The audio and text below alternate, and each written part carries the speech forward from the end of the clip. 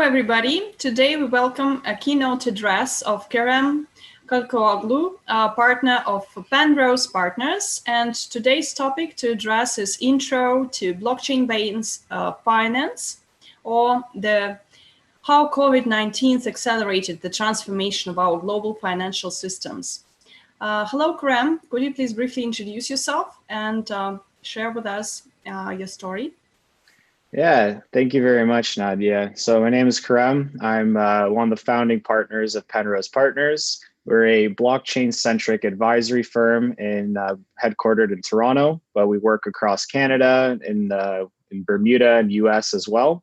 So we really believe that our position in the blockchain industry is to be between the startups and traditional enterprises, investors, and governments. So what we do is we help blockchain-based startups scale their businesses. So we do everything from external communication to investor relations to business development and partnerships and overall management of the companies. And then on the other side of our business, what we actually do is we advise traditional enterprises, investors, and governments on understanding and adopting blockchain technology. So that's a lot of education, a lot of courses that we've built. We've built some of the first university courses on blockchain in the world with the Kerala Blockchain Academy in India. So education has really been something close to our hearts. And really what we do is when our traditional clients get educated and excited about blockchain, we pair them with our startup clients and help those startup clients' blockchain-based products be implemented into the traditional industries. So that's a little bit about Penrose Partners. And today I'll be giving an educational presentation on introduction to blockchain-based finance. So I can share my screen. Let me know when you want me to start. Yeah, thank you so much. Please start with the presentation. All right, thank you very much. So this is a presentation that first of all, can you see my screen? Yes, we see it perfectly well. Awesome. So this is a presentation that we actually gave last month, and we did this as a charity initiative for COVID relief charities in Canada and Bermuda. Really, the goal of this presentation was to help a lot of our traditional clients and partners understand how blockchain technology can be an alternative or a solution to some of the limitations that our current financial systems are facing. And I believe, we've all kind of come to see that during the COVID-19 pandemic, a lot of the systems that we believed in and we trusted are beginning to prove to be a little fragile or inefficient. So what we really wanted to do with this presentation is go over some of the alternatives in the cryptocurrency and blockchain industry that are being worked on today and how they could potentially improve our global monetary systems and policies. So we raised a good amount of money, a few $1,000s for charity, and we're going to be doing this again next month. So I'll talk about that a little later, but let's jump into it. So here are our partners, but quick introduction of myself. So I'm a founder of Penrose Partners. I've been a blockchain educator for the last 6 years now. I was one of the first blockchain consultants at PricewaterhouseCoopers Canada. So I started on the enterprise side doing blockchain research and implementation for tax, audit, accounting, and consulting. I now lecture at the MBA program at McMaster University. I helped develop two of the first university courses on blockchain in India at the Kerala Blockchain Academy. Now I also advise for the Canadian government's technology accelerator, as well as scale multiple startup clients. So the agenda, really, what I want to go through is some of the trends due to the COVID-19 pandemic, particularly in technology. And then from there, talk about some of the blockchain-based monetary solutions. And then at the end, we can have a bit of a Q&A and discussion. So I'll just jump into it. So what's going on right now? And I think a lot of us around the world are seeing this and feeling it, but really, I think at first it was really about, a lot of fear and health concerns and everyone having to stay home. And that was the first wave of what really affected people and consumers and businesses around the world. But I think what followed that was really what surprised the world. And that was the financial shock and the market starting to respond, ultimately due to businesses not being able to operate the way they normally would. So unemployment rates around the world are flying up, and our stock markets are seeing a crash that's probably worse than what we saw in 2008. But there's other things that are going on, and it's not necessarily all negative. Throughout this in Canada, actually it's been updated. Shopify has become Canada's most valuable company. That is, they have officially passed the Royal Bank of Canada as Canada's most valuable company. So tech is really taking a spotlight throughout all this. And some other trends that we're seeing is, oil prices have plummeted, and even some of the futures prices have gone into the negatives. So, certain things that were a staple or a need or, the commodity of choice are now being, sold off very easily. And then another silver lining in all of this is air quality has increased all over the world, showing that people being able to stay home and work from home and commute less and move less is ultimately showing some benefits on the environment. So I think that's a pretty good silver lining as well. So here, two articles that I really like that showed some of the trends that were going on due to COVID and technology. And it really starts defining what is a need and what are wants. And really, if we look at the chart on the left, we see that online groceries have increased the most, gaming has increased because people are at home, food delivery, meal kits, alcohol has seen a tick, and then overall just e-commerce has improved. And if you look at the far left and seeing what trends are going down, it's airlines, movie theaters, cruises, apparel, and fast food. And which starts to draw the line of, what are things that, we just enjoyed and wanted for pleasure, and what are the things that as humans and consumers that we actually need. And so really summarized on the right here as the 4 business trends that are emerging from this is, mobile commerce. People don't want to touch money or interact with each other. So these alternatives are being demanded. And with that comes leveraging more software. Businesses working from home, working remote teams, really have the need to be able to use more software. As you can see, Zoom is exploding right now. Beyond that, expand with software comes opportunities for automation. So how can we actually start automating some of the business, some of the processes within the business so that we can save costs and operate more effectively? And then the last one is the demand for faster delivery. So whether this is the delivery of your food or delivery of information, everyone wants everything to come to them and they want it to be fast. So really how this kind of led us to, something that we thought was very exciting and interesting we've been working on is really a lot of these transformation pressures came in this pandemic, and urgency really became a big stress. And so we really saw this in, protective medical equipment and medical masks, where there was a lot of fraud that actually started occurring in these very complicated global supply chains. So we had hospitals in Canada and US and Bermuda really needing medical masks for their frontline health workers. And in a pandemic, you don't necessarily have the time to go through all of your normal processes, do the due diligence that you normally would, because you need these products now. And so in this process, what we started to see was there was a lot of fraud. There was a lot of, people getting manipulated out of just urgency. There was a lot of price gouging, and brokers were getting into the middle of all of this.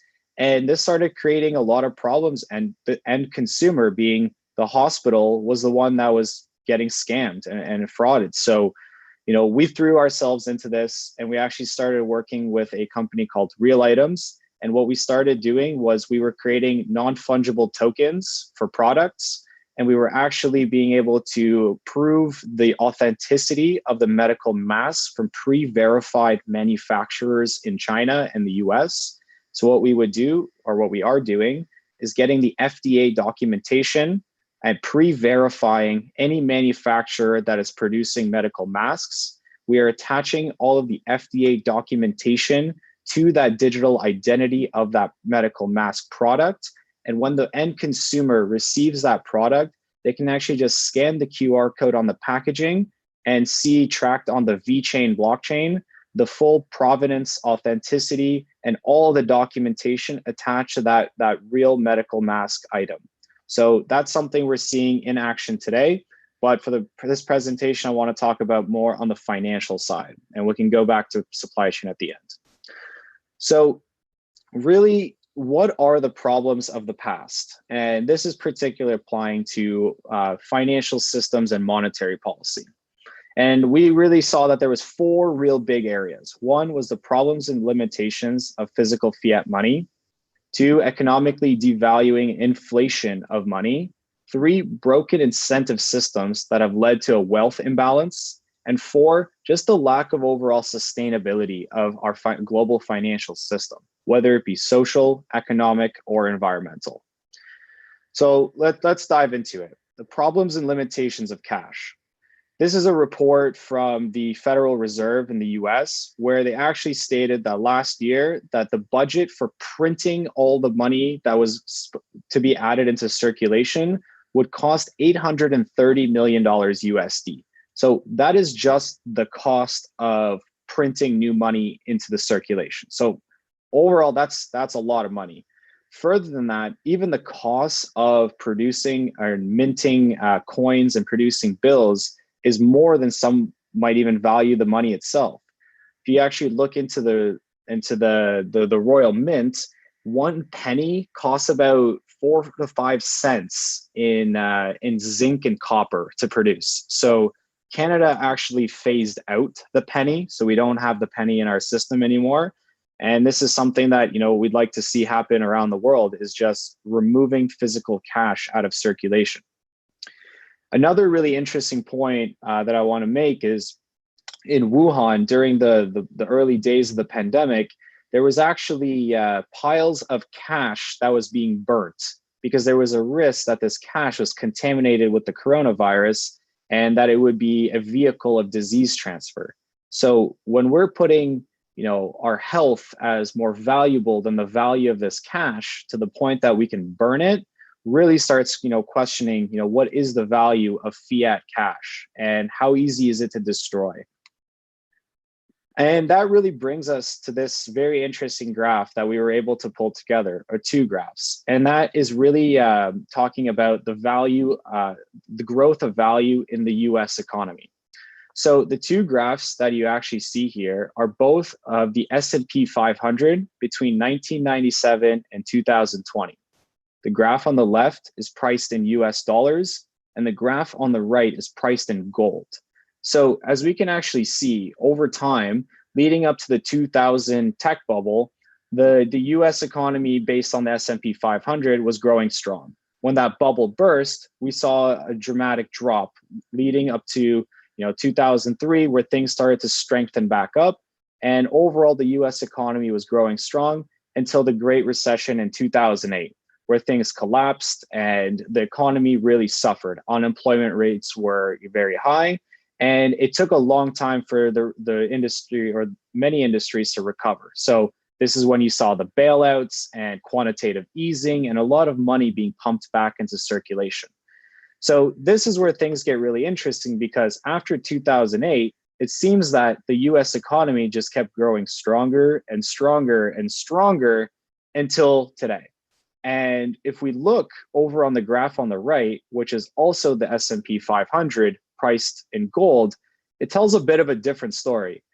We see the rise up until 2000, very similar, but then when that bubble burst and went down, the story changes. And rather than the economy growing stronger in 2008 and suffering that collapse of 2008, it seems that we actually weren't even able to get back to half of where we were in 2000. So when you start pricing not in US dollars in something that's being continuously printed and thrown into circulation, but priced in the gold standard, we can see that the US economy actually was nowhere near where it's speculating to be today, leading to some more concerns on what is the fragile state of our global monetary systems. So really what we believe is that there is a broken incentive system here. And the incentive has been profit over people. With the US government, the Federal Reserve being able to bail out large corporations and financial institutions, it really puts no risk for these businesses to keep stacking profits on profits instead of putting the importance in people. So on the left, you can see the banker needs money to make loans to people who need money. And really, this starts, bringing the question, well, in a time of pandemic and a time of need, who are our essential workers? Are they our bankers and our large financial institutions, or are they our frontline health workers? And in Canada, we saw a lot of this happening where money was being taken away from the health sector, and frontline health workers and hospitals have been screaming for help for years to put funding back into the health sector rather than into the large corporations that are just continuously going to do the same things that they've been doing for years. And so what really drives this and brings the question is this profit over people approach sustainable? And we really don't think it is. If we're driving people to race to the top of this corporate ladder and to really realize profit for shareholders, are they really taking into consideration sustainability? Are they thinking about inclusion and equality and helping all of this money go back to the people so that we can have good, true economic growth over the world that has balance? So this really does bring us to a new age of information sharing that allows us to move forward and start looking at some of the solutions that are available to us and that we can use to better the way that systems were built and improve them for the future. So one of the biggest innovations in our lifetime was the invention of the internet. And when the internet occurred, it was a new standard of global information sharing. No longer were we getting our DVDs and videos and movies from Blockbuster or from stores. We were able to share them over the internet very quickly and easily. But what this started doing was it started creating a lot of disruption with companies like Napster and LimeWire and all of these digital content sharing websites. It was easier than ever to take music or videos or movies and share it with your friends. And of course, this started infringing on a lot of regulation. So the FCC had to play a lot of catch up and say, no, you can't be doing this. And there's rules that you have to follow. And this looks a lot like what we're seeing today with digital assets and virtual currencies. The creation of blockchain technology has really allowed us for the innovation of internet money, the internet money that actually works and can't be shut down. And the regulators, including the SEC in the US and securities regulators around the whole world, are now stepping up to say, hold on a second, you can't just be sending money across the internet without any rules. So really the interesting thing of why we don't have internet money today was some of the limitations of the internet as we knew it. As a song file that you could just copy, paste, and create 10 copies of and send to 10 people, it really wouldn't work the same with money. If you were to take a digital dollar, copy it, and paste 10 times, now what is the true value of that digital dollar? Which brings us to the solution of what is called the double spend problem. So in late 2008 and then launch in 2009, Satoshi Nakamoto released the Bitcoin white paper and launched the Bitcoin blockchain. What the Bitcoin blockchain was able to do was solve the double spend problem in a decentralized manner that actually couldn't be shut down by a government or financial institutions or anyone, because it was fully decentralized and it relied on mathematics and cryptography to ensure that there was peer-to-peer trustless value transfer. And so, one of the interesting points that we all talk about is that this came after the 2008 financial recession and had in the Genesis block the message, Times 03, January 2009, Chancellor on brink of second bailout for banks, which starts, painting a very interesting story today where we're seeing another financial collapse. And will Bitcoin and cryptocurrencies and digital currencies be the solution to this? And something really interesting that got brought up by one of our developer partners this morning was that apparently there was actually activity in Satoshi's wallet in the last 24 hours. I haven't checked this myself, so I don't know, but this would be interesting to talk about in the discussion at the end. But really what I do want to kind of get into is just that there's a spectrum of solutions. It's not just Bitcoin, it's not just Ethereum, but really in the road to adoption of blockchain-based finance and combining it and having it, come into our traditional financial systems, we have a lot of things that we can start working on and slowly get to the promised land of really decentralizing the way financial systems work. As you can see on the far left, we have our current system, which is highly centralized. And on the far right, we have Bitcoin, which is decentralized. And we can argue between Bitcoin, Cosmos, and Ethereum of what's the most decentralized. But regardless, I think something that we really need to talk about are the stepping stones to get there. And those are central bank digital currencies and stablecoins. So really, things are complicated and things have cryptocurrency has touched many different financial sectors, whether it be the securities industries and equity and bonds and futures and contracts, or it be commodities, utilities, or just standard currencies. There's a lot going on right now, and we can get into all of this, and there's a lot of people working on these projects. But I think for traditional industries to really embrace blockchain technology and have it implemented in our traditional systems, we got to start with the easy stuff, and that's stablecoins. So as we saw from the recent few years in the cryptocurrency market, it has been quite volatile. In 2018, we saw it peak the market cap at $830 billion USD, which is not a small number, but in the grand scheme of things, not that big either. But really what has kept a lot of traditional investors and a lot of players from traditional enterprises and industries away from the cryptocurrency market has been the volatility. Crypto hasn't behaved like traditional currencies, and people aren't ready to be exposed to this volatility. But if we look across the bottom, we have seen a maturity over the whole industry, with 24-hour volumes increasing, the number of wallets increasing, and overall people just exploring and being interested in the industry, waiting for an opportunity for things to stabilize. And with stabilization really flows us into the talk of stablecoins. So the three different types of stablecoins that we work with are physical asset-backed, currency-backed and pegged, or fully crypto-backed and decentralized stablecoins. So the first one we want to touch on is stablecoins that are physical asset-backed, primarily with gold. So I think the audience here is pretty savvy with the different types of coins, so I don't want to go too deep into it.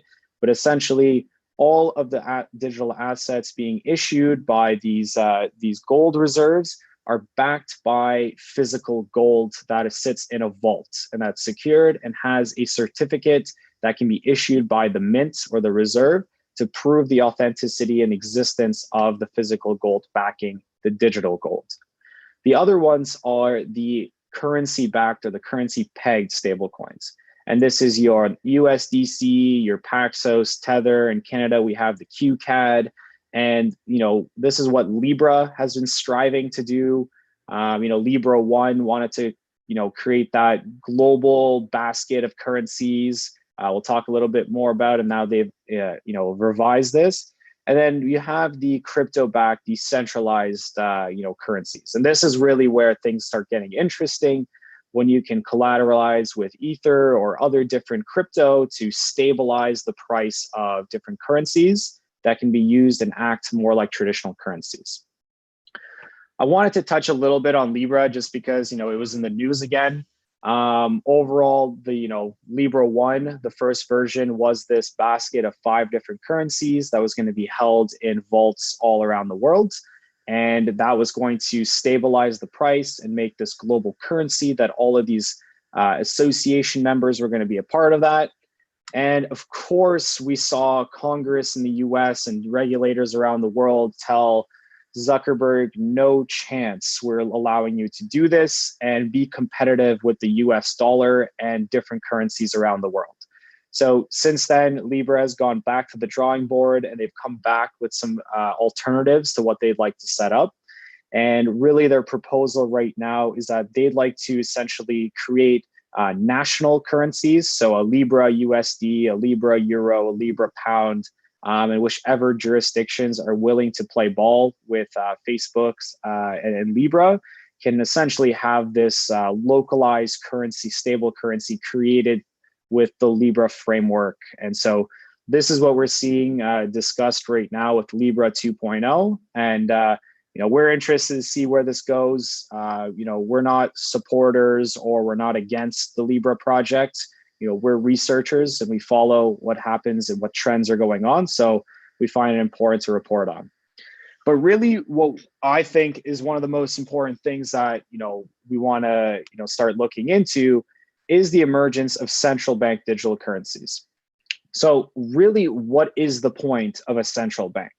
And really, it comes down to two main things. One, it's to provide financial stability for a nation that's being regulated by that central bank, and also to enforce monetary policy. So to ensure that there's enough supply of currency, there's proper economics being held, and ultimately it's to keep a balance. And that balance that we're seeing due to COVID and this pandemic and all the quantitative easing and printing of money, especially in the US and in Canada as well, is starting to show that this balance is not kept the way that we had hoped.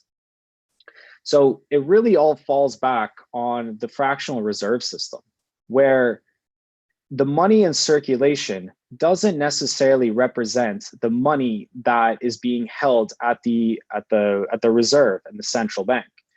When the central bank gives money out to a bank, really the requirement for that bank is to only hold 5% in that reserve, and they can actually provide out credit or loans or use that money for their customers to utilize. So whether it's business loans, personal loans, credit of any sorts, and this gets extended throughout our financial system in layers and layers and layers, showing that there's more money through credit in circulation than really exists from what that central bank is accountable for. So when a financial collapse happens, similar to what happened in 2008 and what's happening right now, when everyone wants to take money out of the system and put it back into cash into their pockets, and this system starts moving backwards, it's almost impossible to get the money back into people's pockets because so much of it is lent out and it's circulating and it's not kept track of in a fair and an efficient manner. And this causes a lot of inefficiencies in the system as a whole. So this is really where we're seeing the central bank digital currencies start to come into play, where there could be more controls over how much money is actually in circulation in a nation or globally.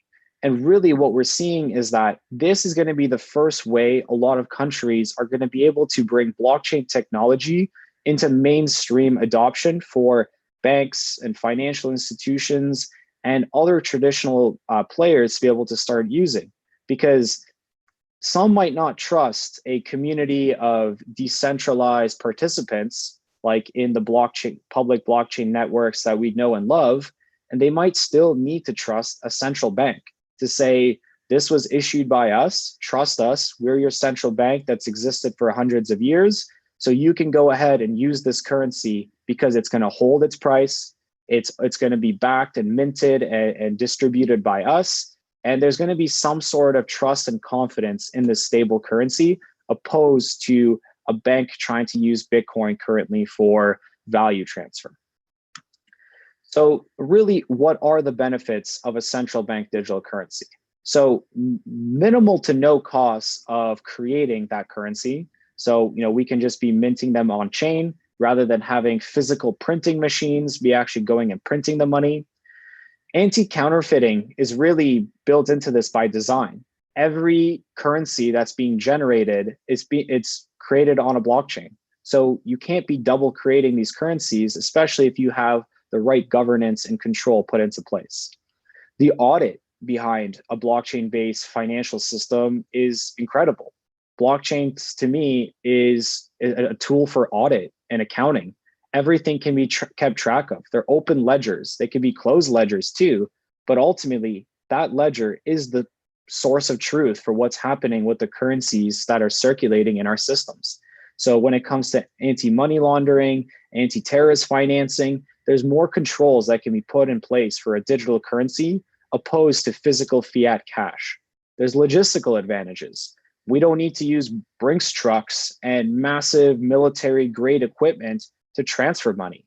We can transfer it digitally and not have to put risk and vulnerabilities in place of gunmen with rifles walking beside these bank trucks to move money from an ATM to a bank.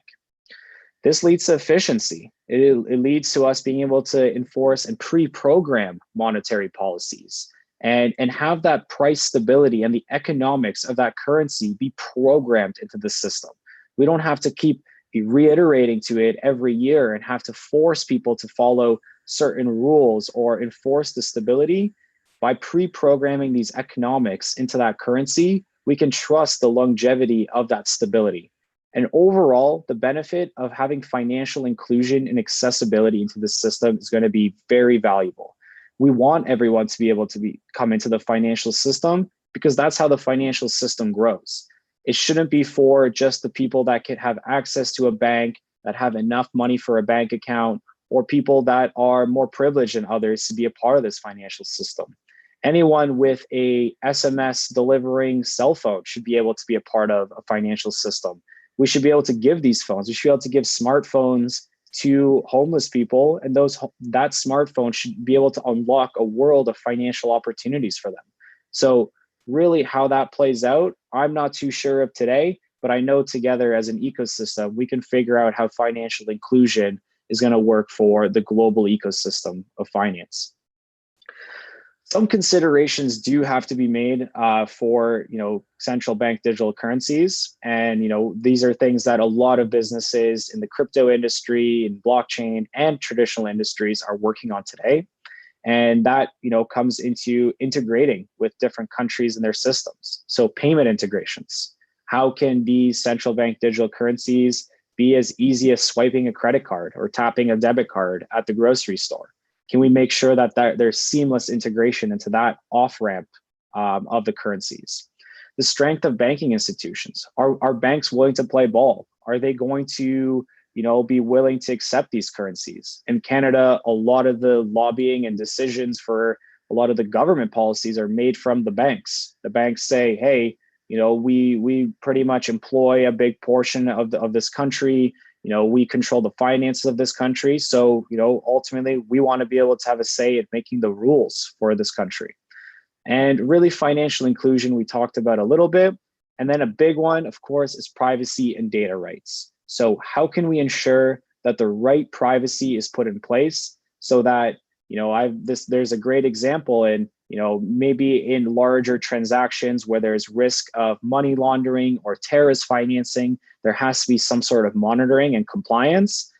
But if, you're sneaking out and you don't want your wife to know you're buying a pack of cigarettes because that's your bad habit, that there shouldn't necessarily be a trail of information that goes to you buying a pack of cigarettes at the convenience store. So the right privacy, the right data policies have to be included for proper adoption of these currencies.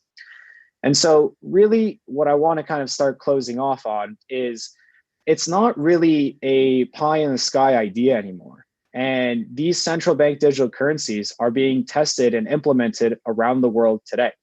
We're seeing conversations in the US around digital dollars and how this could have been a potential alternative to the COVID relief and the stimulus programs that are happening around the world.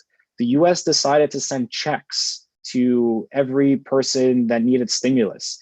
Just the process of printing the paper of checks is a waste. The process of mailing those checks is a logistical waste. The risk of the disease being carried on those checks and spreading to people is a risk. The risk of people taking that check and going to a financial institution to cash it is a risk. Like, these are things that should not be in place. Look at China. Look at what China's doing. They're already, putting in place and testing out their digital currency. They're building it on permission systems, but the reality is they're working on this. They're putting this into production sooner than other countries. We saw with the Eastern Caribbean Central Bank, they're working with BIT and Hyperledger to start testing what the DXCB Carib currency could look like, how it could work, how these nations can better do business with one another if their currency was digital.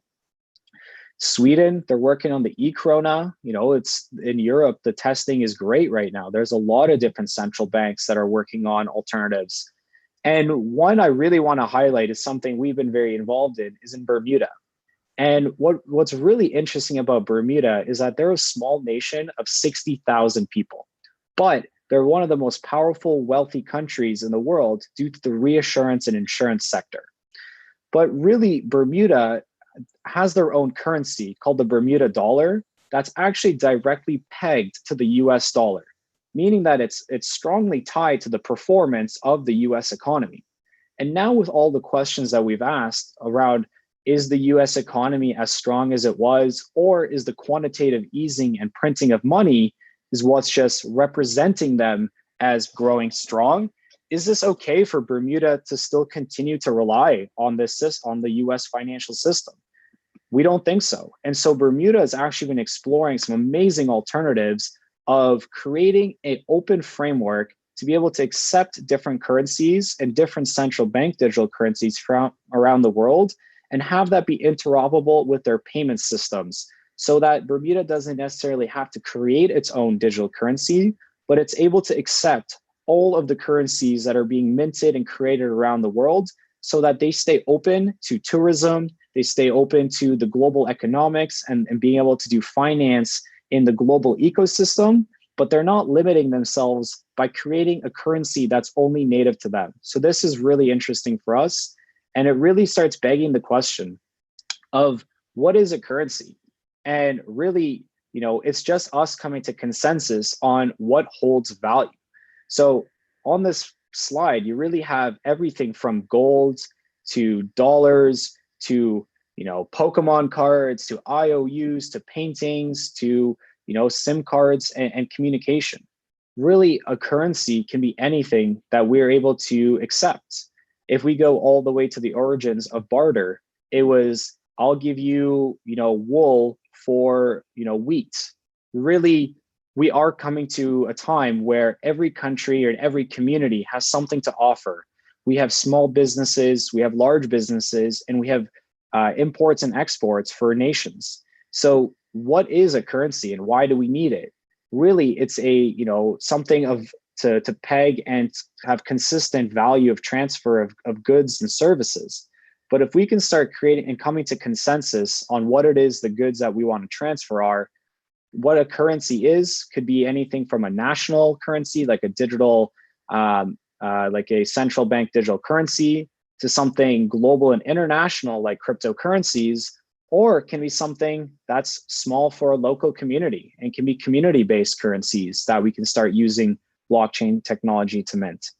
And so really, I want to end the presentation there. This was a charity presentation we gave last month, and I really want to leave it on that we're doing another one of these presentations next month on June 17th. So we're going to be actually going into how COVID-19 further strained our global supply chains. All the donations from this presentation are going to be going to send KN95 and N95 masks that are being tracked on the VeChain blockchain to frontline health workers. So this is going to be us, being on the front lines of getting blockchain-based adoption into, our traditional industries, and helping during a time of pandemic and a time of a need for people that are around the world fighting to help us overcome this pandemic. And so really, it comes back to this presentation. And I really do like the cartoon on the left. CEOs saying digital transformation is years away. They don't have to change anytime soon. And COVID-19 really coming in to force that transformation. And so really what we're going to talk about is how we create authenticity using blockchain for medical masks. And that will be on June 17th. So I'll circulate that link, and the team from LAToken will send that out to participants that are interested. And I want to say thank you for everyone for tuning in. I really appreciate the opportunity to speak to you, and please connect with me on LinkedIn. Reach out to us. We're excited to work with anyone in the cryptocurrency industry, blockchain startups, traditional investors looking for, education on where to invest, how to invest, how to adopt. We're here. So thank you very much. Thank you, Kerem, and thank you for your presentation. You outlined your charity initiatives and contributions, and I would like to address your question on how do you see the role of community highlighted in the current environment and the impact of this role? Yeah, so, I think what's really been interesting with the COVID pandemic is that we haven't been allowed to travel. So a lot of people, especially in the cryptocurrency industry, have had to stay home. And I think what's really been great about everyone staying home is everyone's been engaging with their local communities and they're seeing what are the needs that the community needs. Is it the hospitals? Is it the grocery stores? Is it the transportation workers? Who is out there working and how can we support them? So some of us may be left, helpless at home, not being able to help these people. But what we think is, we have such crazy, amazing global networks in the cryptocurrency and blockchain industry that we need to come together. We need to fundraise. We need to donate and give back to our communities. And so that's what we've been doing. We started with education.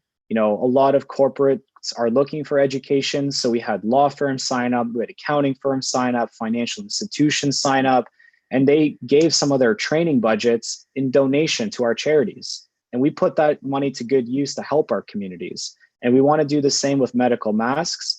So, if there's any accountants or lawyers or any big corporates listening to this presentations, we give out, continued education credits for our professionals, for lawyers, for all of CPAs, CFAs, to, participate in our technology education. And your donations are going towards good causes. So we're going to be supplying these medical masks for frontline health workers, and we can send them to you as well. So you can see blockchain technology in action as providing trust and transparency into the medical supply, global supply chains. Thank you, Kerem. And our audience is primarily investors and serial entrepreneurs. So what should they keep in focus in our today's environment for investors in terms of their investment strategies and the new normal in the financial systems, and for serial entrepreneurs to not only to stay afloat and sustain, but also to succeed, to keep up with the resilience, sustainability issues which you address. So what would be the ways for them to find new opportunities, niches, and succeed? So for investors, I think, the great thing to do right now is look at cryptocurrencies and different blockchain-based opportunities as an opportunity to diversify. It's an asset class that's showing that it's, not correlated with any of the traditional asset classes. So, we have some research and graphs that show, it's not correlated necessarily with commodities, with private equities, and, even with other currencies. So this could, if you're thinking that, the real estate market might collapse, the public stock markets might collapse, and all these issues might arise in the financial instruments and vehicles that we've known to trust. Some of these, community-based currency projects that actually have amazing initiatives, whether they be social impact, environmental, new commodities that are being explored. I think this is the time to do the research and see what type of blockchain-based project might align with your traditional investment thesis. So if you're a real estate investor that's, always invested in real estate, maybe some of these blockchain-based solutions in real estate could be a great opportunity to look at. And I really do think, Bitcoin, Ethereum, and, some of the leading currencies are a great hedge against, risks involved in the traditional financial markets. So I think that for investors is really important to keep an eye on. And then for entrepreneurs, I really do think, this is an opportunity for all of us to, come together, keep working the way that we've always been working. for our business, this quarantine, this lockdown really didn't change much for us. We were prepared. We were already decentralized and remote. So I think, entrepreneurs around the world should be really, motivated right now that, you have a leg up against large corporates. They're stuck in the mud right now. They're trying to figure out how to use Zoom and how, conduct meetings and keep moving forward and, operate a large, monstrous business the way it does in an office, which is going to take time.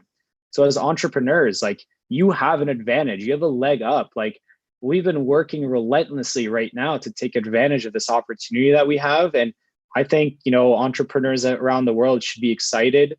They should be looking to help their communities and support the people in need, and they still will have time to get ahead. So, I think this is, it's a sad time, health related and, related to all the concerns with the pandemic.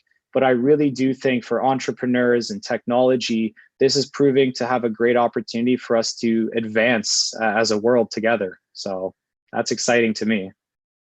Thank you so much, Kerem. And we also encourage you also to participate in our Startup Leaders Club. And thank you for joining it in the following days. So on Thursday and Friday, we will have a number of discussions also devoted to the impact of COVID-19 crisis 2020 and the pivots of business models for startups. And we also have a number of roadshows where a number of startups will be in direct communication with investors. Thank you so much, and see you next time with probably your new masterclass and keynote. Thank you.